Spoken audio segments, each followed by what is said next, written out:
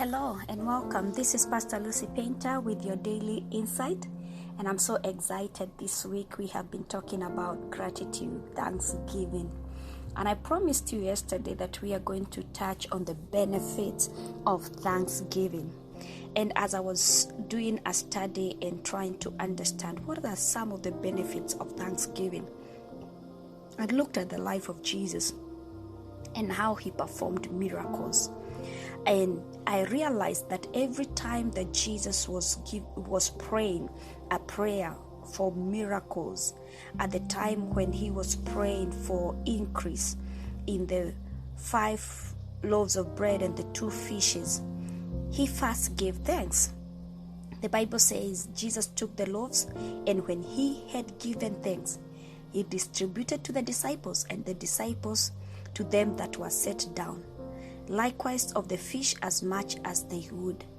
That is John 6:11. As soon as he gave thanks, food came from wherever it was, and the 12 baskets were gathered as remnant. And I'm thinking that thanksgiving is very important for multiplication. Instead of looking at the less, at the little, at the not enough you have, how about we follow what Jesus did? Giving thanks. What was 5 loaves and 2 fishes among all those many people? And they counted the men those days. They never counted the women and the children.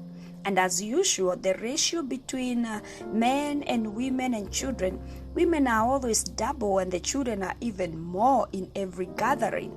So instead of thinking about how little it is in the midst of so many hungry mouths, Jesus gave thanks.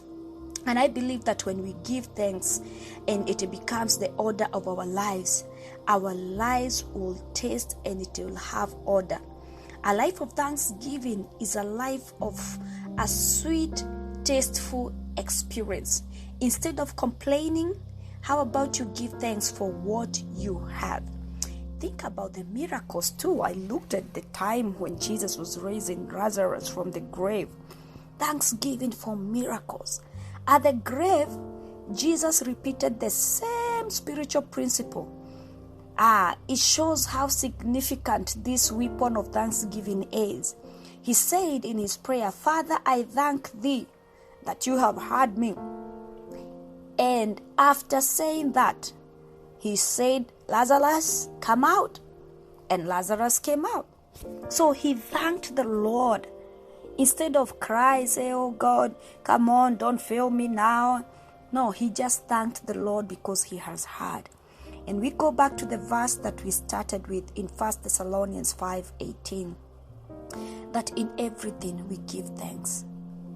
And if we want our dead position transformed, if we want to experience the miracles, we need to learn this secret weapon of thanksgiving. Giving thanks.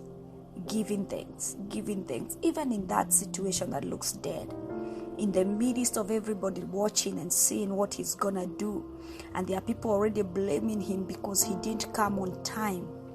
But instead of screaming or yelling, he gave thanks, and Lazarus came back to life.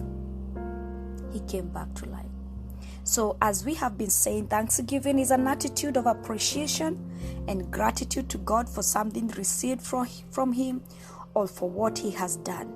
But it is also good to thank him for what he is not done yet, because he is faithful.